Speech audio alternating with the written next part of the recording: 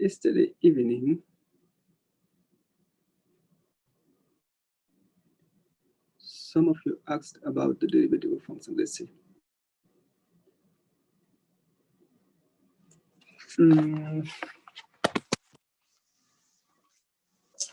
Derivative of no, second, to find a well, this is a homework problem. So let's see.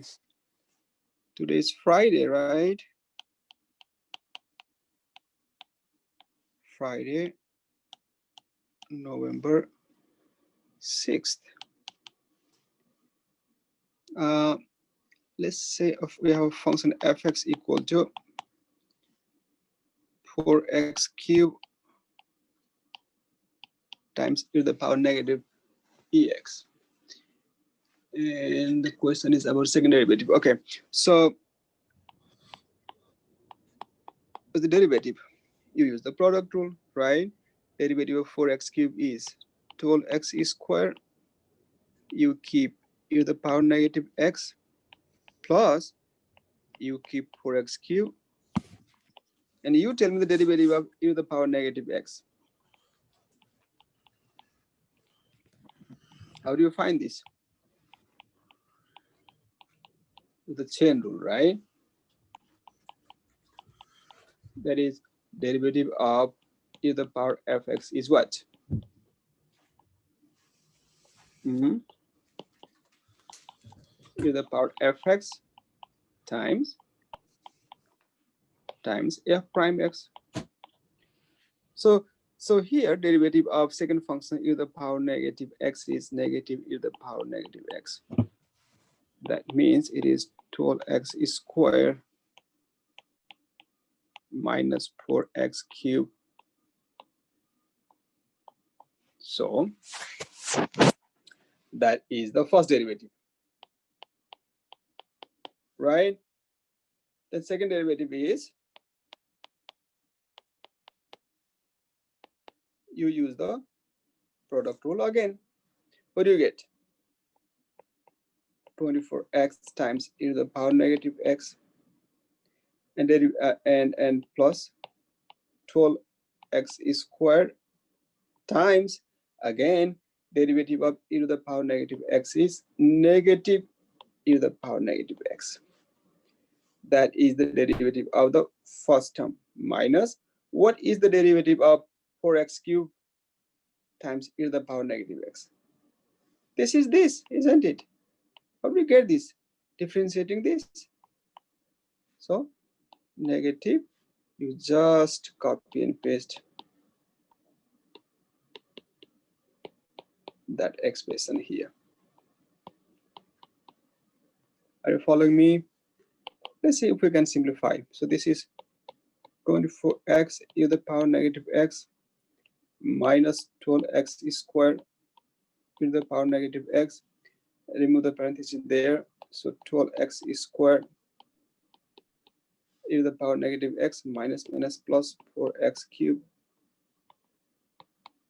Okay. Now you can write this as 4x cubed is just ascending power of x. So 4x cubed e to the power negative x, negative 12, negative 24 x squared e to the power negative x, then plus 24x negative x. Now, if you have to find, hold on, if you have to find, oh, it's here. This absolute maximum. Well, you don't have to find second derivative for this function. Whoever asked this question, but if you have to find the critical points, what do you do? You set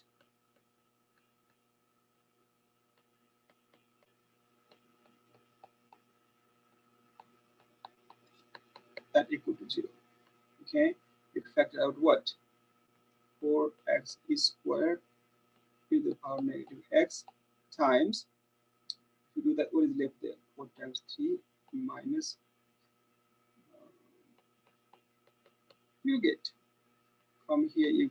x equal to 0. From here you get x equal to 3. So two critical points for this function. Okay. Okay. So this is problem number what? It doesn't say the problem number here. It is from homework 13. 4.1.65. Okay, so yeah, this is, I'll send this to you. Let's go back where what we were doing yesterday.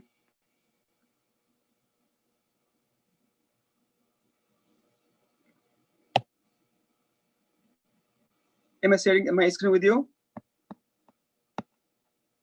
Yeah. Yes. Great. Battery is low.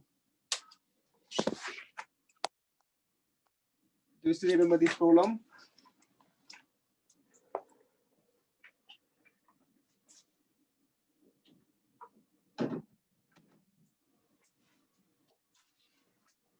Remind me what we did yesterday in this problem.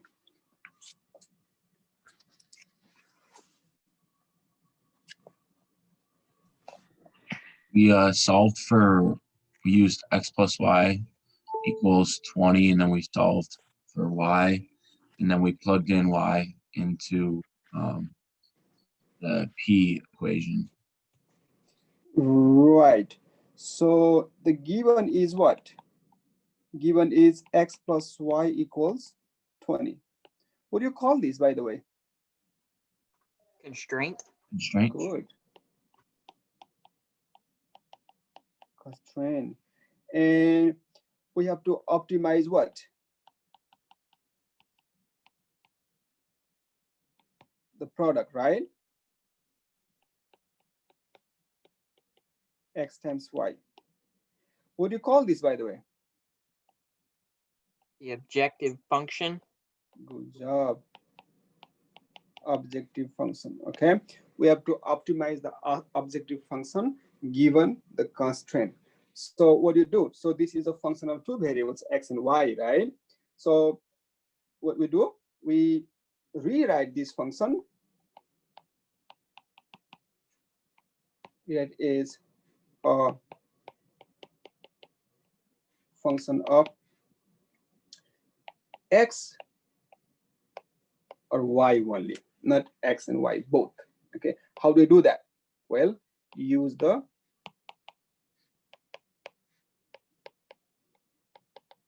constraint. So if you look at the constraint, it is x plus y equal to 20. If you solve that for y, what do you get? 20 minus x. Okay, come back here to the objective function p, and you write p equals, that is x times y. So you replace y by 20 minus x. So p is a function of a single variable now. Okay, or you can multiply by x here and write x squared, not x squared, 20x minus 20x minus x squared. Okay, so it is something like, oh, by the way, so what is the domain of this function? All reals between 0 and 20. Exactly. When you said all reals, I was thinking like you were going to say all real numbers. That's exactly right. It's all real numbers between 0 and 20. Because that's what is given to us, right? If you just take the polynomial function fx equal to 2x minus or 20x minus x squared, yes, the domain is all real numbers. But we are given here that we have to find the real numbers between 0 and 20. The domain is 0 and 20. So this problem becomes similar to what? So in section 4.1 of this chapter, find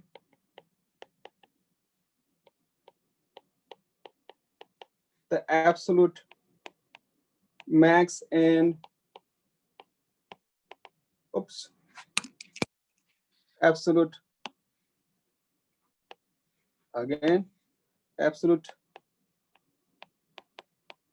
values of fx equal to 20x minus x squared on the interval from 0 to 20.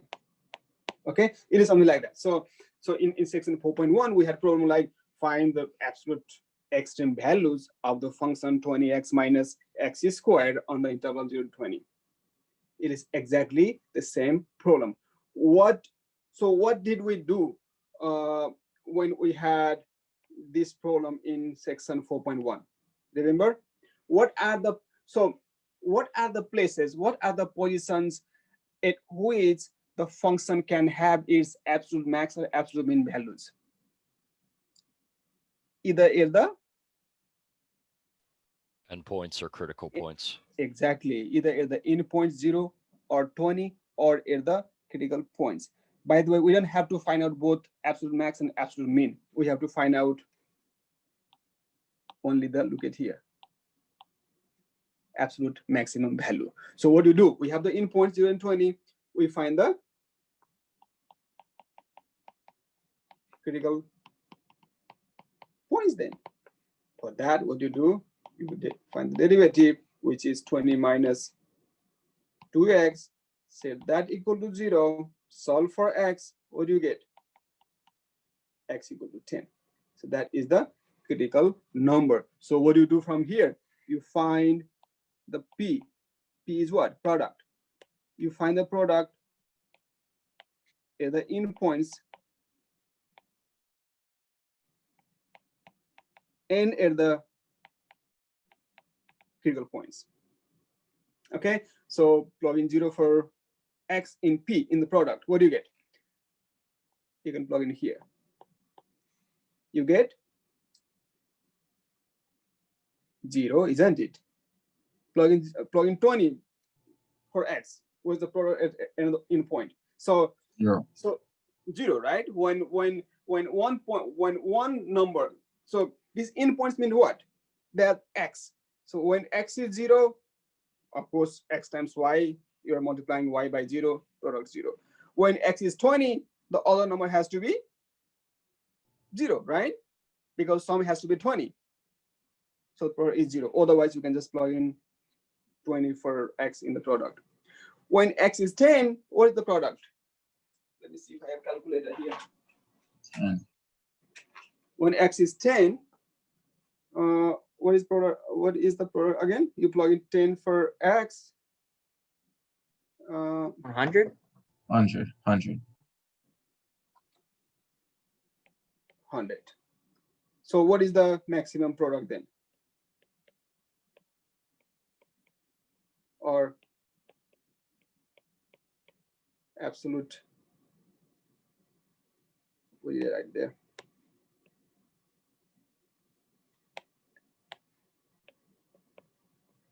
Absolute maximum, that is the greatest product. So what is the product and what is the corresponding real number here? The product, so the product is maximum. That means what is that product? 100, right? For what value of x? 10. So the product is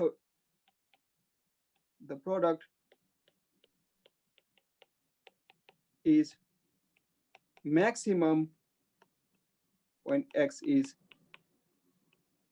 10. I remember some of you told that in the class without doing this calculus. And if x is 10, what is y? So if you go back here, you constrain here. I wrote in blue. Okay, y is 20 minus x, 20 minus 10, so it is 10. So both x and so the product is maximum when x and y are both 10. Okay, so let's leave this here. And so if you compare that with the problem like this in section 4.1, meaning find the absolute maximum value of the function fx equal to 20x. Here we have px I wrote px for the product. On the right hand side, I wrote fx so that you can compare that with section 4.1. If you draw the graph of that function, oh, I don't have it here. Do I? No. Okay, you can compare that. So again, the given condition is constraint, and the function whose maximum or minimum value we are looking for, or the quantity that we want to optimize, is called the objective function. I should have written this in red. So what type of problem we do here? What is the maximum or minimum value? I haven't fixed that yet. Value of an objective function subject to the given constraint. So we're working on this one, remember? So just dilemma. So the rancher has 400 feet of fence. Okay, he wants to construct a rectangular corral. Rectangular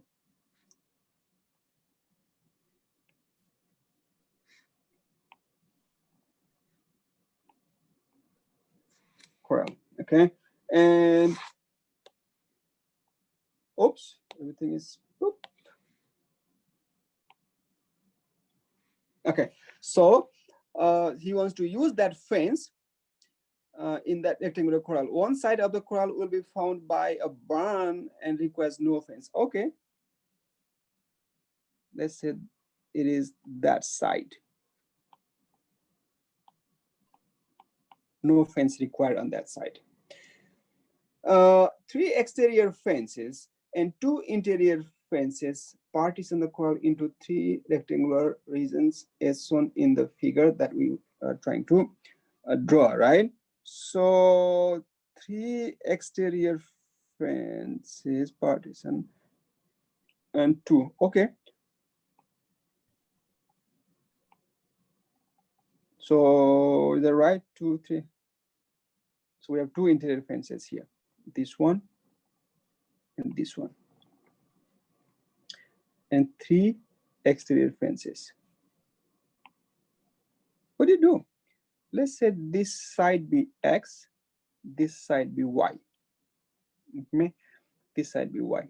Length is Y and width is X. Okay, length is X. And are you all okay with this? Are you all looking at that slide or whatever thing I am writing? So if you use your cell phone, it might be very difficult to see. Very difficult. It's going to be small. So use the laptop. Oh, what did I do there?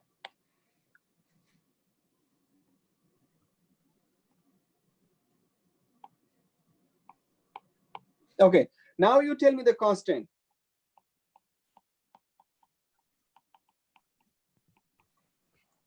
Is it 4x plus 4y plus y? 4x plus y equals 400. Exactly. Are you all okay with that? Or you want to change that? Can you explain why that is? Yes, length is y and width is x. So how do you get 4x? Well, we use that fence here, here, and here. So x plus x plus x. Got it. Right? So that is constant. What is the objective function? What is that? What is that quantity that we want to what? Maximize? X times Y. X times y, area, isn't it? Area, that is x times y. Let us write that as function, okay? A of xy equal to x times y. Well, this is a function in 2 variables. So we want to rewrite this as a function of single variable. It's a function of x. Can we? What is y in terms of x? For that, 3x. 400x minus 4x squared. Oh, yeah, yeah. So you first solve the equation for y. So you get 400 minus 4x. So come back here in ax and replace y by 400 minus 4x. You can multiply this because we are differentiating this anyway later, right? So instead of using the product rule, if you differentiate, you can just use the power rule. Good. So, okay, so we have this objective function, we have constraint. What do we need next? Derivative. Derivative, right? But so we want to find the value of x. What is x? One side of that rectangular corral that maximizes the area. So what is that? So what is the possible places where that function can have maximum area, a maximum value, either at the endpoints or at the critical point? Well, we can find the critical point using derivative. Whatever the endpoints, that means the domain. You always need that domain. What is the domain of the function ax equal to 400x minus 4x squared? Isn't it 0 to 400? Or all real numbers? Can it be all real numbers? No. Reason? Because if you had a big enough number, then y would equal a negative number, and that's impossible. Exactly. Or not even y. So all real numbers means what? X can be, whereas x can be negative, but x is the length of the side, right? Which can be negative. Good. So we can start from 0 then.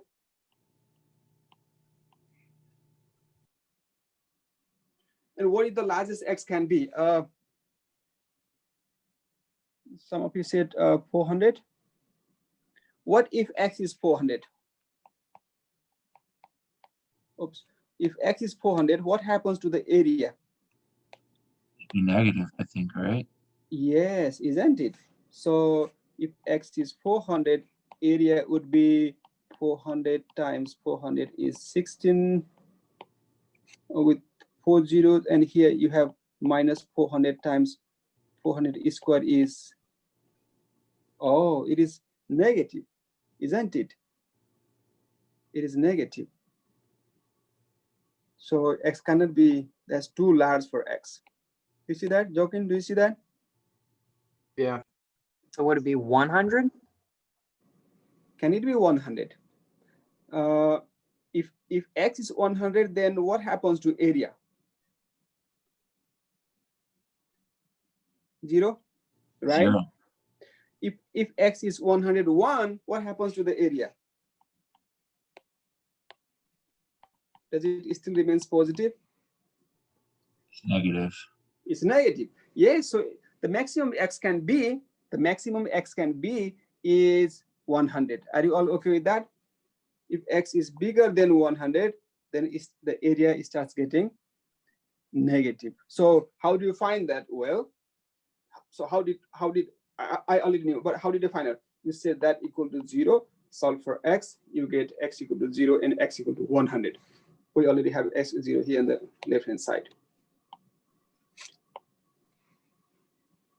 Okay, so we have the domain. Okay, we have the domain and we have the function. Now we have to maximize. We have to find the value. We have to find the value of x that maximizes the area. What do? We need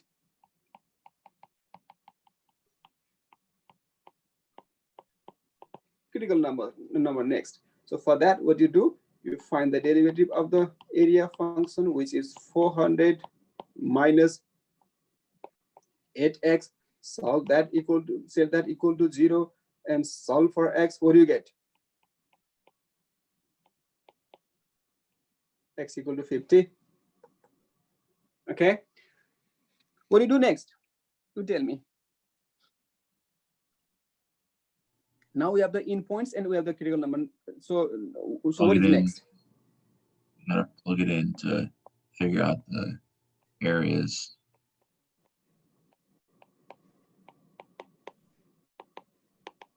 What is the area when x is 0? Of course 0, right? You're multiplying another side by 0. So what is the area when x is 100? 0. Then what is the area? Let me use my calculator.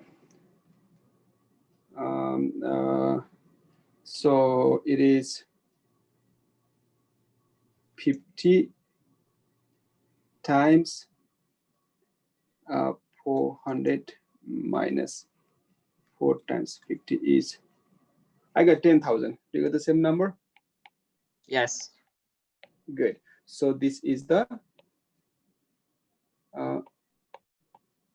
absolute max area. This means what? 1,000 in the absolute max area. When or for x equal to 50. So if this side is 50, what is the unit? 50 feet. Then we get the maximum area. So what is the other side then? Y. We use this equation there, the given condition constraint. So it is 400 minus 4 times. What do you get?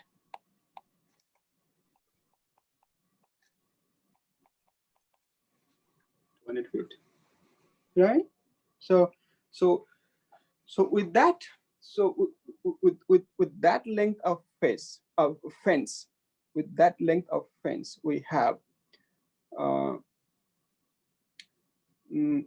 maximum area we can construct. The maximum area we can construct is when one side is 50 feet and the other side is 200 feet. Do you understand that?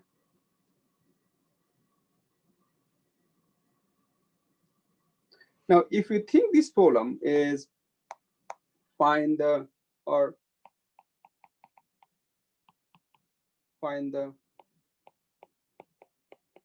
absolute max of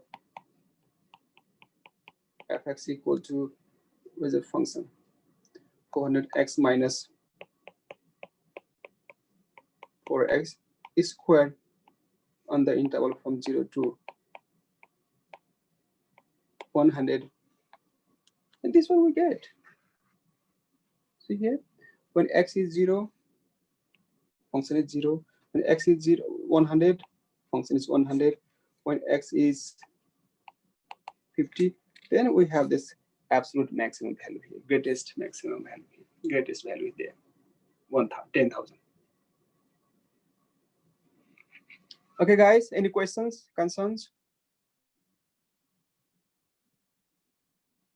So I leave this here so that you can see if you have any concerns for a few seconds, okay? Just stretch my leg, I'm here.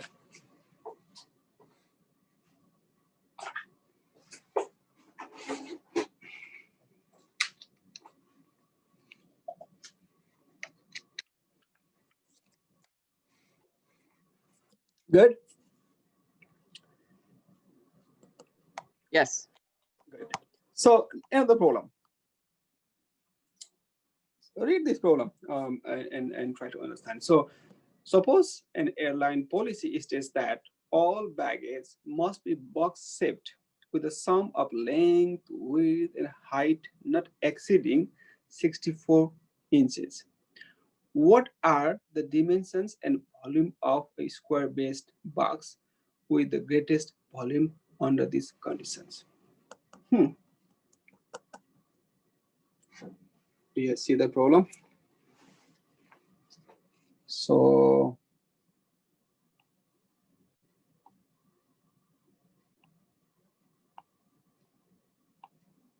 this is a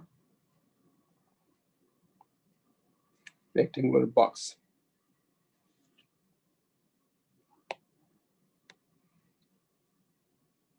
The box here, okay? Let me draw the box.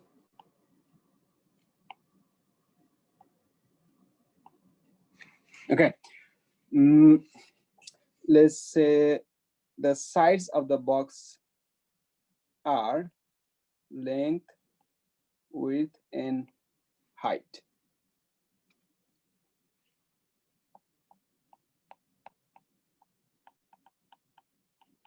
What is the constraint?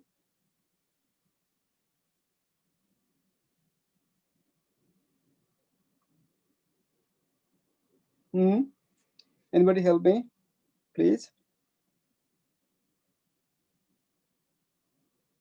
Are you there or gone? Is it length plus width plus height must equal or equals 64? 64, right. 64, good. 64. And what is the objective function?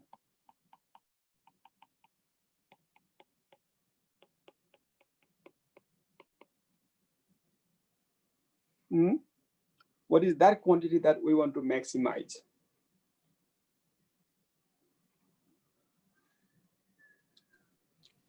L times W times H equals maximum. L times W times S. That we want to maximize that. We want to maximize the volume, right? Volume. So what do you do next? Find the domain. Find the domain. What is the domain then? How do you find domain? Do you do anything here before you talk about domain? Just to simplify this, simplify our work. Do we try to get the volume function in terms of one variable? Yes. It is in 3 variables now. So how do you do that? So like x to the third?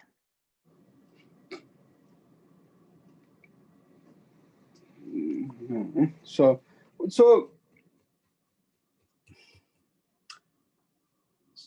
read the problem again. What type of box is this?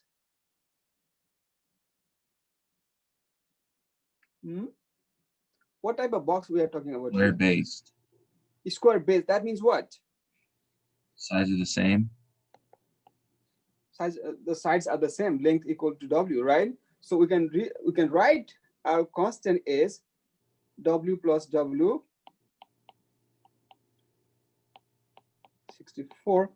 That is 2W equal to 2W plus S equal to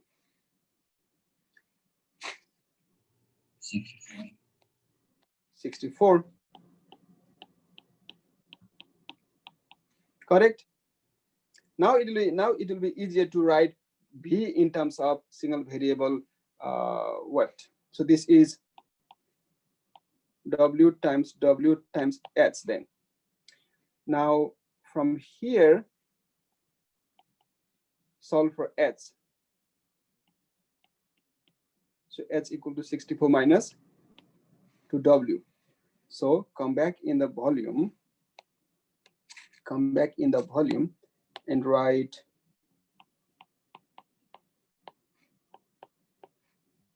is equal to W times W is W square, and H is 64 minus 2W. Well, we're finding out derivative later anyway. So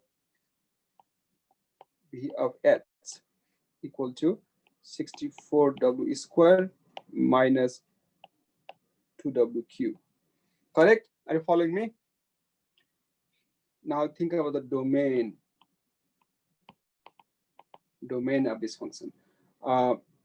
What is the least possible value W can be? Is that 0? No. And then, right? Oh, yeah. And what about the largest value of W?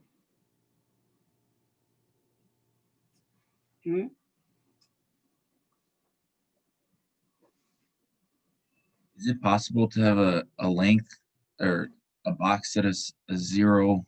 Yes. Side that's 0? Yeah. So what is the largest W can be?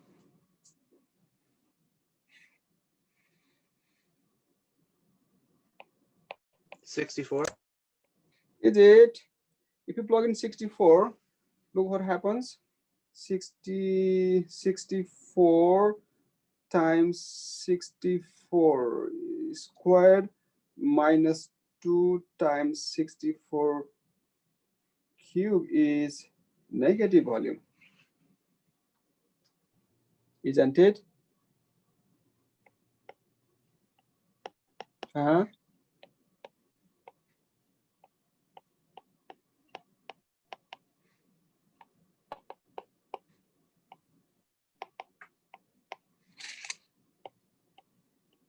I see 32. If you plug in 32.1, you start getting negative. Okay, you see that? The domain is 0 to 32. So you have to be little careful there. Okay, Joking? Yeah. Okay. Then what do you find out? You find out the derivative. B prime h. What is that?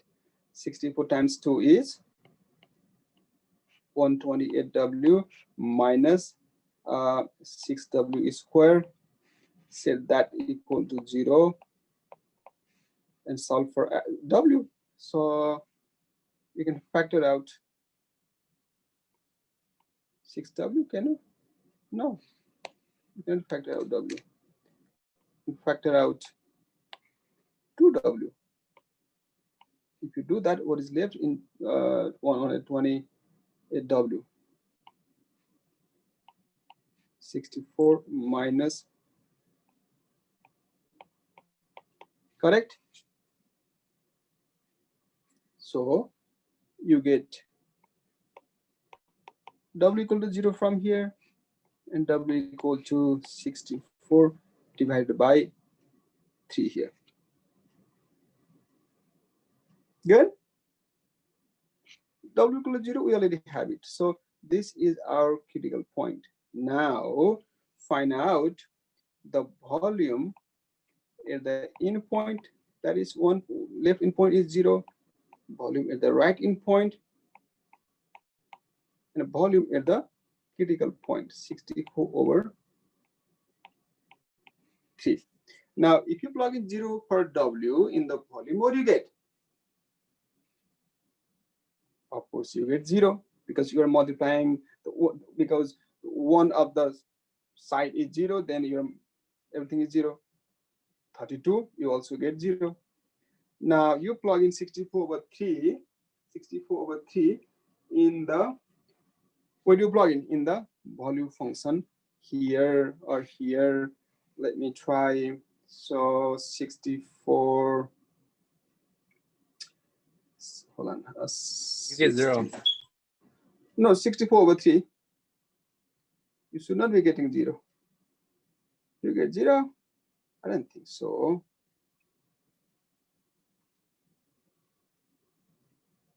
Do you really get 0, Jogan? 64 divided by 3 times 2. I get 9709.037037. Let us just put 9709 inches cube. Okay, so the maximum value occurs when the base, the sides of the base, they're equal. So length equal to width equal to 9709 inch. Then find the height. How do you find the height? Go back to that constraint, because there we have s equal to 64 minus 2w. Plug in w equal to 64 over 3. So 64 minus 64 over 3 times 2. So you should be getting 9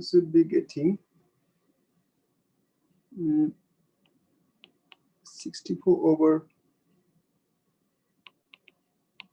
3 inch there.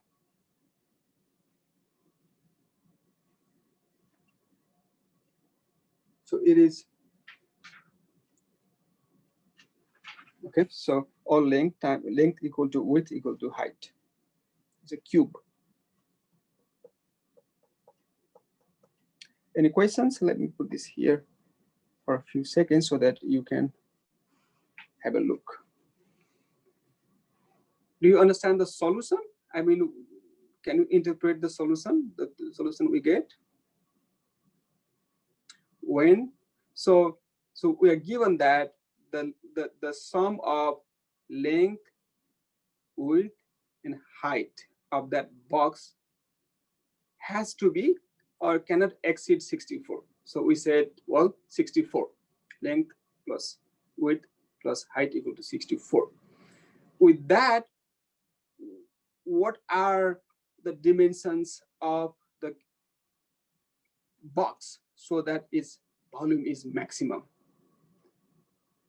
Okay, so when all the length and width and height are 64 over 3 inches, then its volume will be maximum, given that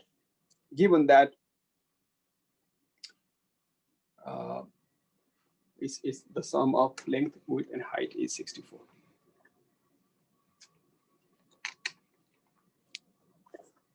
Good. Can we move on? And again, I showed you, I think, yesterday. So these are the things you follow in general to solve any optimization problem. Let's see. Well, how much time do we have? We have about soon. So let's look very quickly. Number 10. Can you start working on this one? Find the numbers x and y satisfying the equation 3x plus y equal to 12 such that the product of x and y is as large as possible. What do you do? So this is the constraint. This is the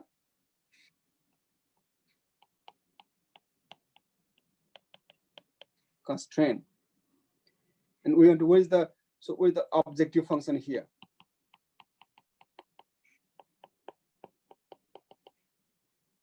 Is the product. Let's call that P equal to x times y. So you want to express P as a function of x. So x times what is y? You have to go back to the constraint, solve that equation for y. So it is 12 minus 3x. 12 minus 3x.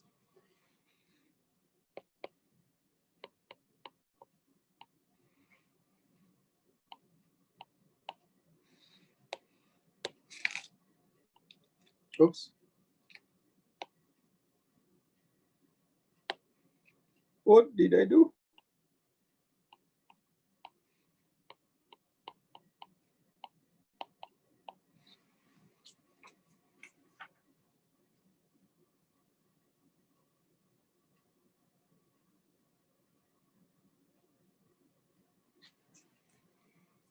Okay.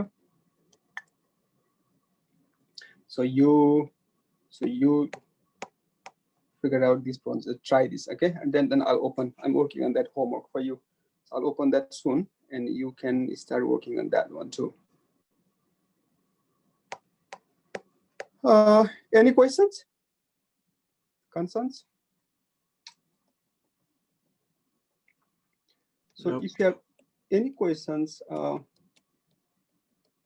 if you are working on problems and if you have any questions, I might be available later today. I don't know. So, but if I'm in front of my computer, I know if you click that Zoom link, I know that. And if I'm available, I'll just open the Zoom link and I can answer your questions, okay? Otherwise, what you do, so do the homework.